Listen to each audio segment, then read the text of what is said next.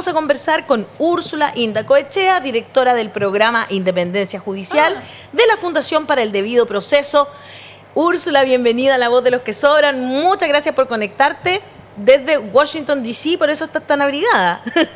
Por lo que te vemos, acá estamos cayendo los patos. Gracias por invitarme. Gracias a ti por conectarte esta mañana con nosotros. Queremos conversar porque fíjate que hubo aquí en Chile se está hablando mucho de la independencia o no independencia del Poder Judicial a raíz de, por ejemplo, fallos como este de que estábamos conversando de la Corte Suprema por las ISAPRES y que finalmente el Senado no lo acoge, en fin, y se mete en un fallo. Pero también hay un tema que tiene que ver y que no se habla tanto sobre el juez Daniel Urrutia, que la Corte acogió un recurso del ex coronel Claudio Crespo, ex coronel de Carabineros, quien dejó ciego a Gustavo Gatica durante el estallido social. Y finalmente la Corte acogió el recurso de sus abogados para inhabilitar al juez Daniel Urrutia. Hay que decir que entre las personas que tomaron esta decisión y que llama mucho la atención está el ministro Juan Cristóbal Mera. La sala estaba presidida por este ministro de la Corte, contra quien se creyó el juez Urrutia. Entonces es bien curioso todo lo que está pasando en Chile con el Poder Judicial y nos preocupa como programa porque en realidad cuando el Poder Judicial no tiene la legitimidad en la población es muy difícil que las democracias funcionen. Úrsula, primero, la primera pregunta es ¿cómo se ve el Poder Judicial chileno desde el exterior, digamos? Tú trabajas en una ONG que es internacional. Cuéntanos cómo se ve el Poder Judicial en Chile. Bueno, gracias por la invitación. Quizá para dar un poco de contexto, la organización en la que yo trabajo, que se llama Due Process of Law Foundation o Fundación para el Debido Proceso, es una organización regional que tiene en su trabajo central el tema de la independencia judicial. Y bueno, Chile, en el contexto de ese trabajo, se ve como un país un poco lejano, digamos, que recibe poca atención internacional, es cierto, respecto de estos temas, y pareciera que no la necesitara, pero cuando uno hace un zoom, se encuentra con muchos problemas, ¿no? Y eso ha sido más visible cuando ha habido todos estos debates sobre la Convención Constitucional, sobre un nuevo modelo, la creación de un Consejo de la Justicia, ¿no?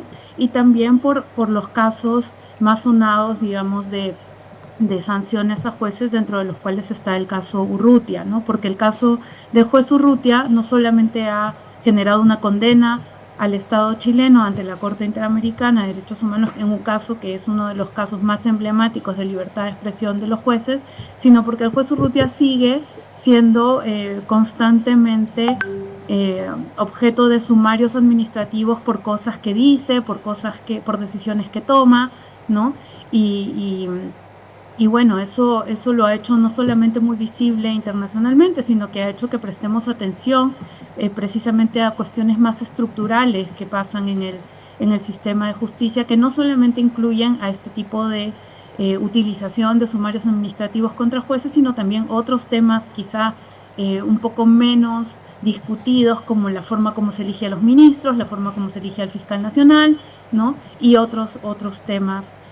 Pero en general, para responder a tu pregunta, internacionalmente pareciera que no hay problemas graves en Chile, pero sí viene arrastrando problemas estructurales desde hace mucho tiempo. Qué importante lo que nos cuenta Úrsula.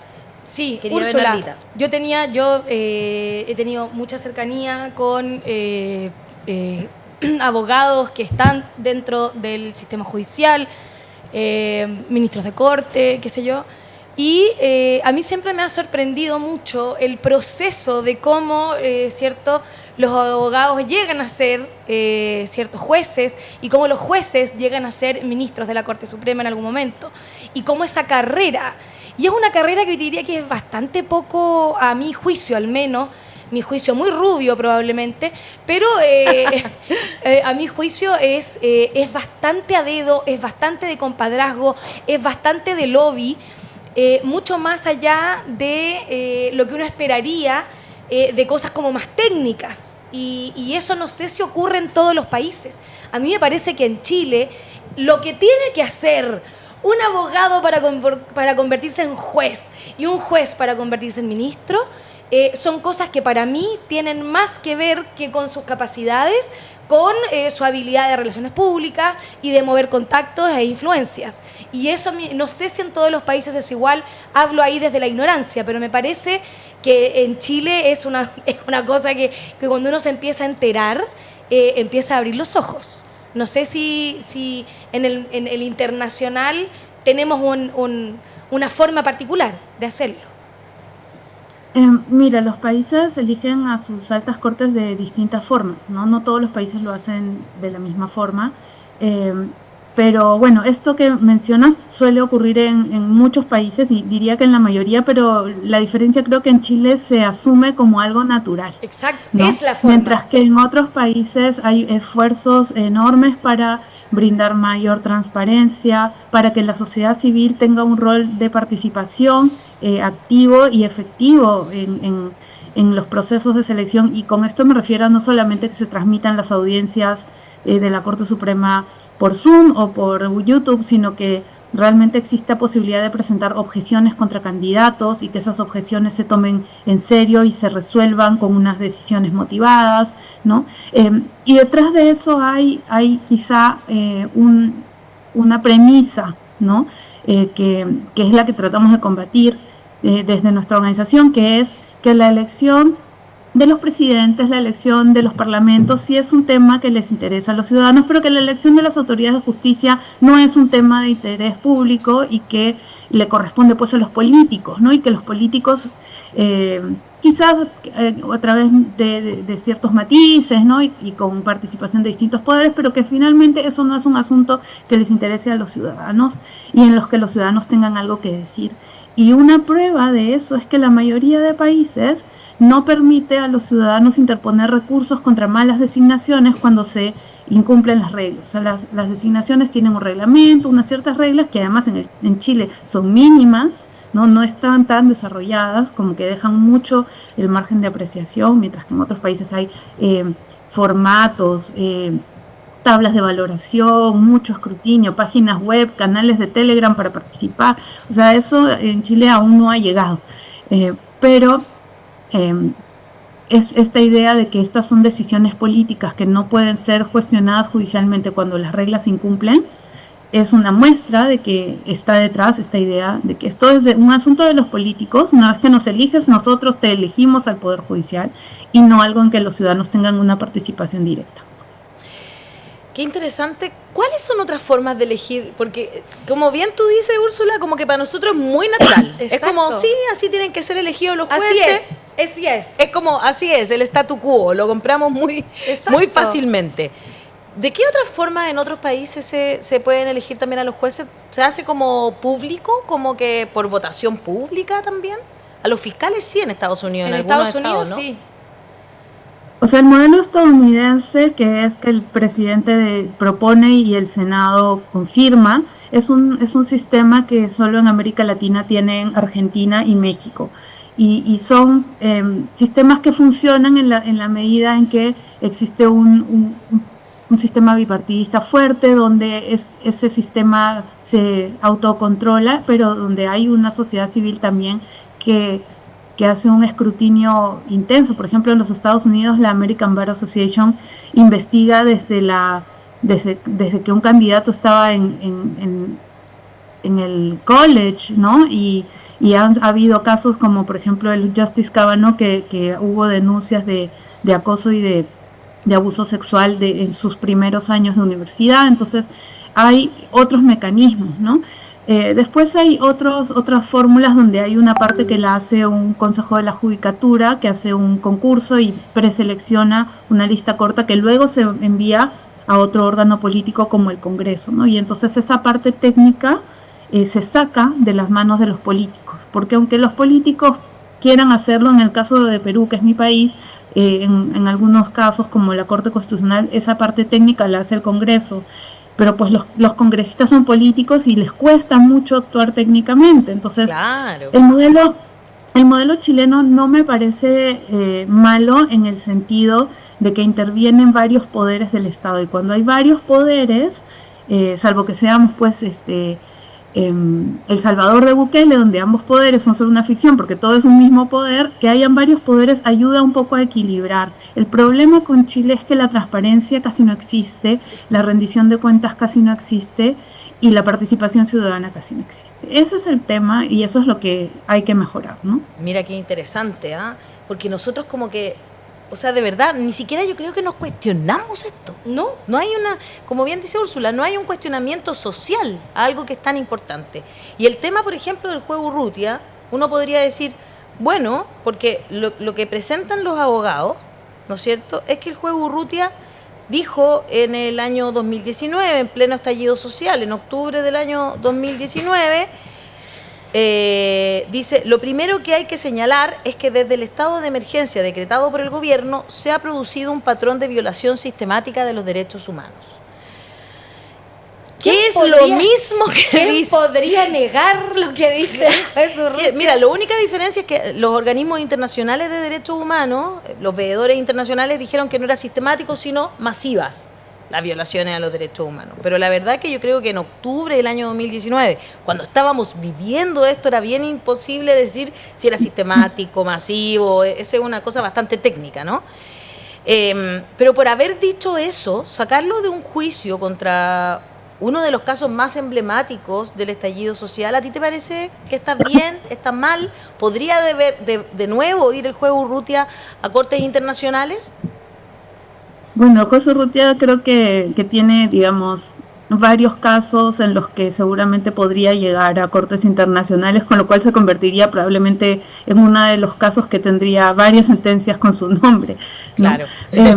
Pero hay que mirar un poco el caso del juez Urrutia un poco más en perspectiva de qué cosas se le imputan en general, más allá de él mismo, ¿no? Que él es un juez que es muy crítico del sistema y eso genera incomodidades, ¿no? Sobre todo en las autoridades del sistema.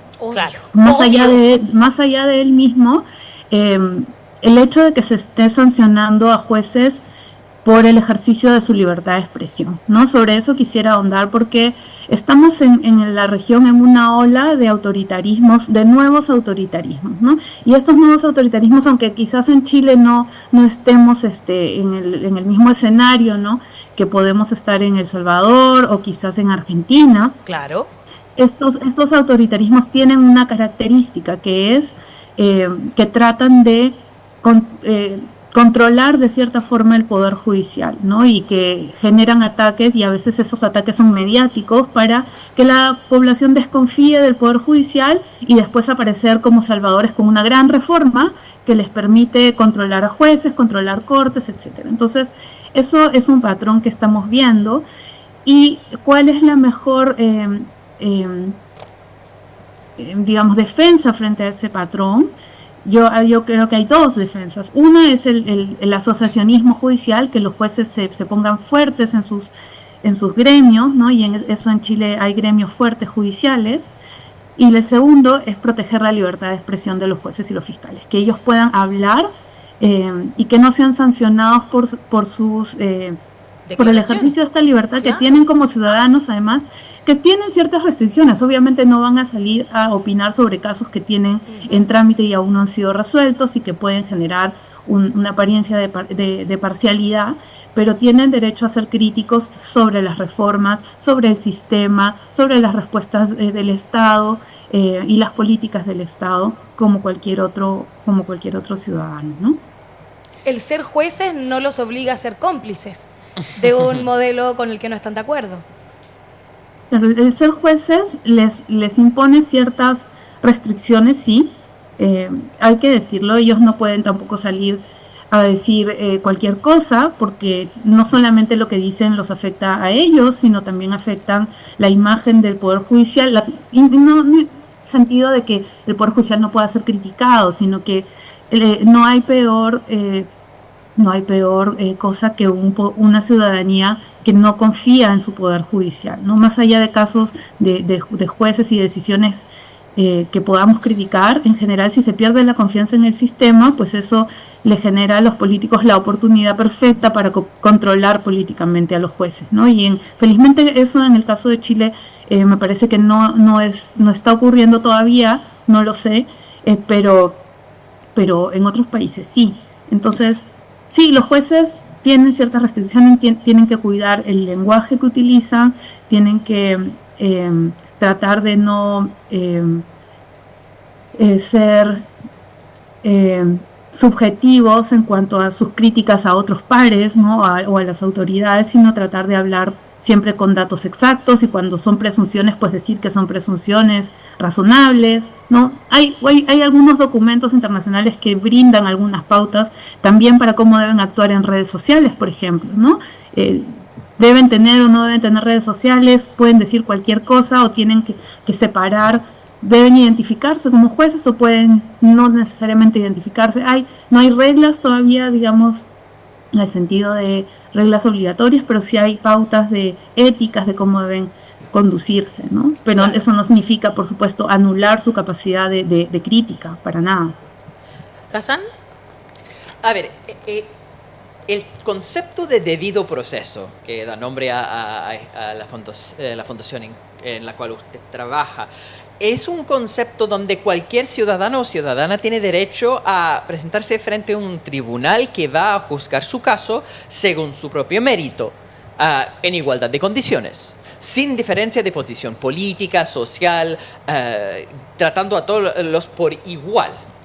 Ahora, tenemos un problema que es muy evidente en otras partes del mundo, y creo que desde Estados Unidos ellos se entienden muy bien cuando hablamos de Rusia, ¿cierto? Cuando hay personas condenadas por corrupción y dicen, bueno, son enemigos de Putin, se entiende que el Poder Judicial no es independiente, sino un Poder Judicial politizado, donde no hay debido proceso, y por ende hablamos del lawfare, ¿no? Del uso bélico de la ley o la instrumentalización de la ley con fines políticos.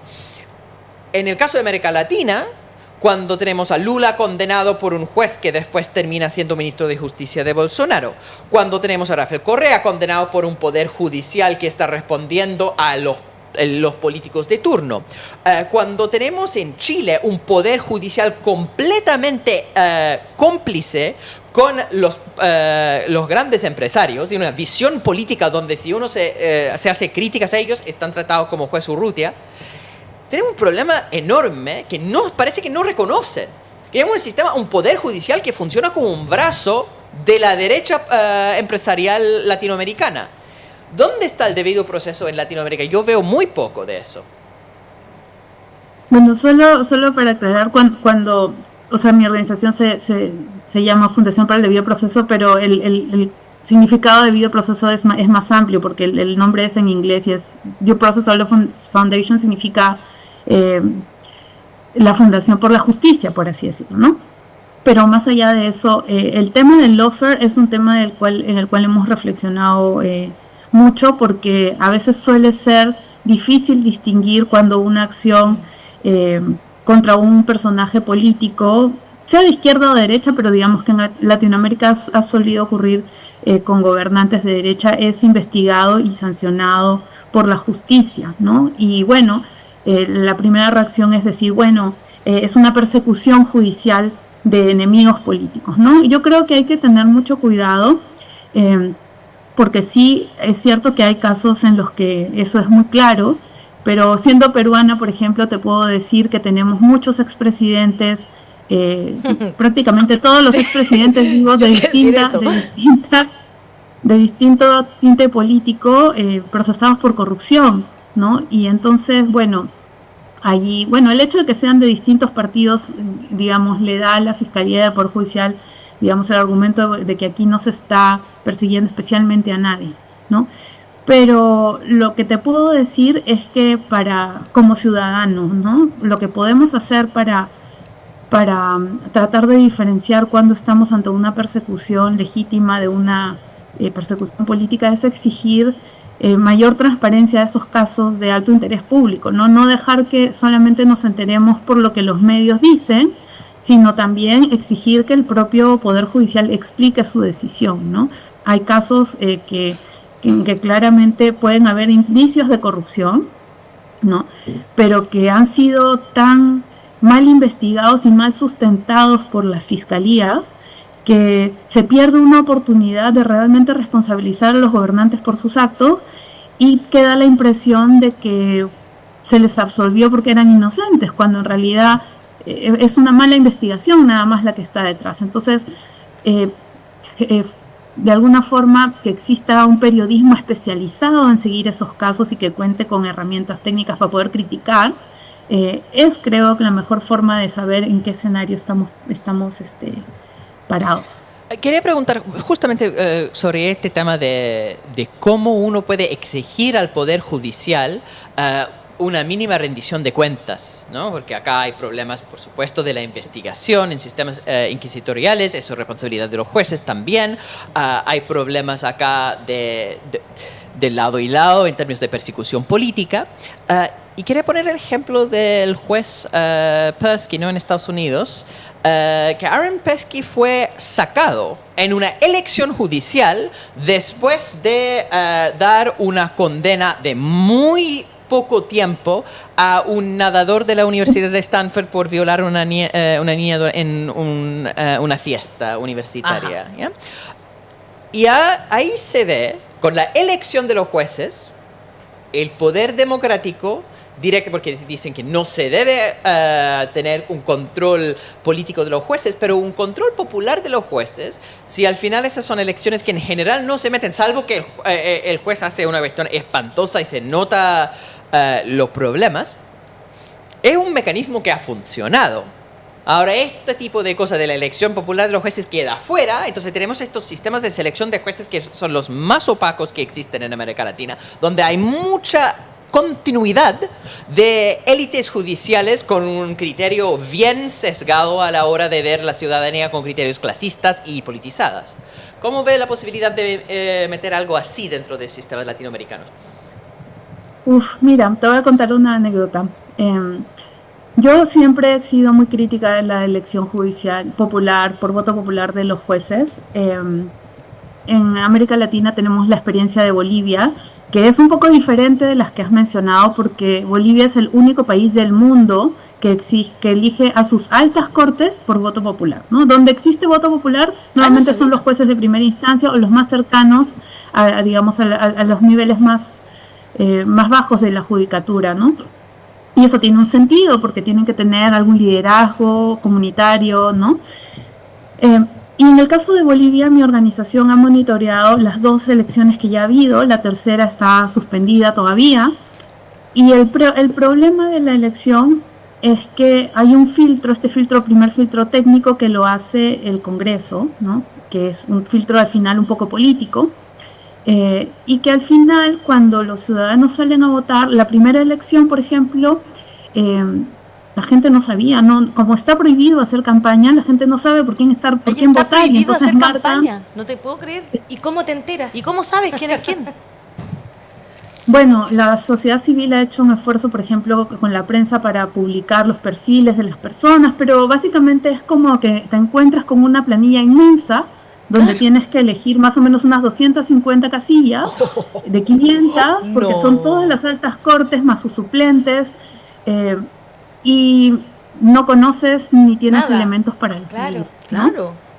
En la segunda elección en Bolivia, más bien hubo, el ganador fue el voto en blanco y nulo. Claro, ¿no? sin duda. Entonces, ¿qué representación puedes tener? Entonces, bueno, esa es un poco mi objeción.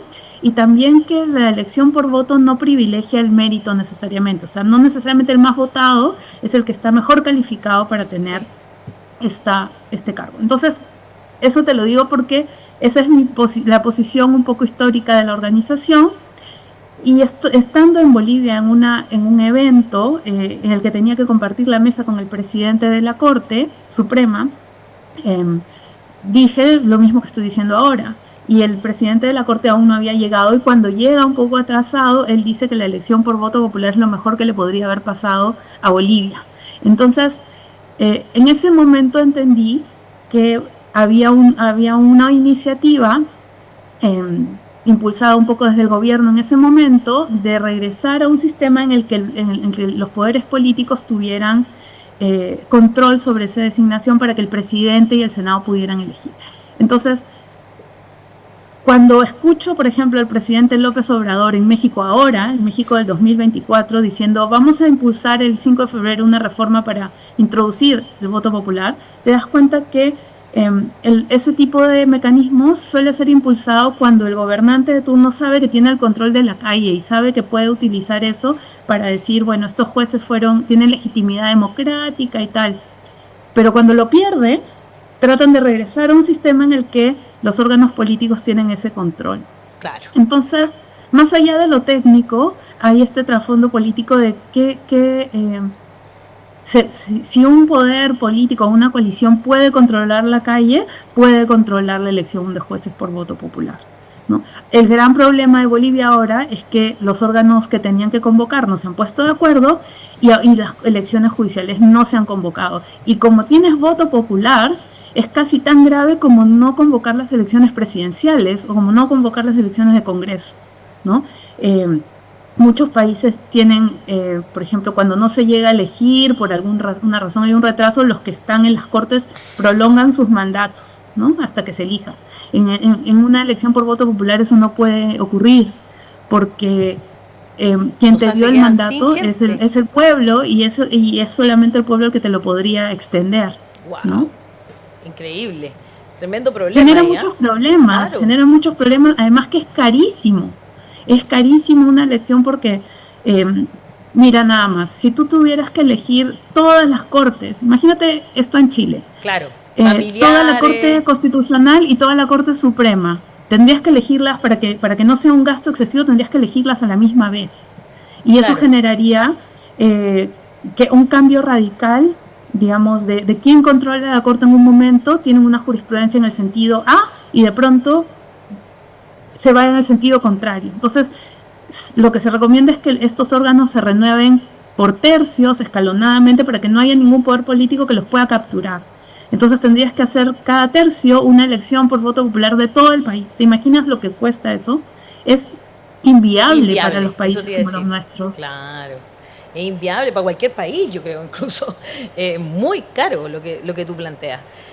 Úrsula, muchas gracias por haber estado acá, desde Washington, conversando con nosotros para hacer este análisis, porque, pucha, que es importante, ¿no es cierto?, si queremos tener una democracia legitimada, con instituciones que tengan esa legitimación en la opinión pública, necesitamos conversar sobre estas cosas que muy poco o prácticamente nada se hablan, por lo menos en este país, y dudo que mucho se converse también en otros países de Latinoamérica. Muchas gracias, Úrsula.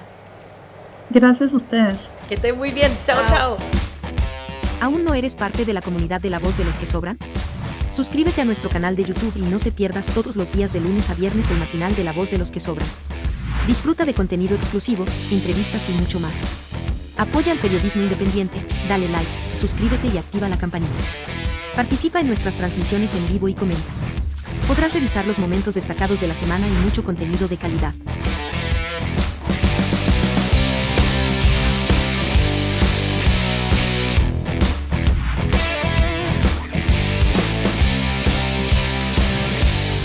Suscríbete a nuestro canal de YouTube y no te pierdas todos los días de lunes a viernes el matinal de La Voz de los que Sobran. Disfruta de contenido exclusivo, entrevistas y mucho más.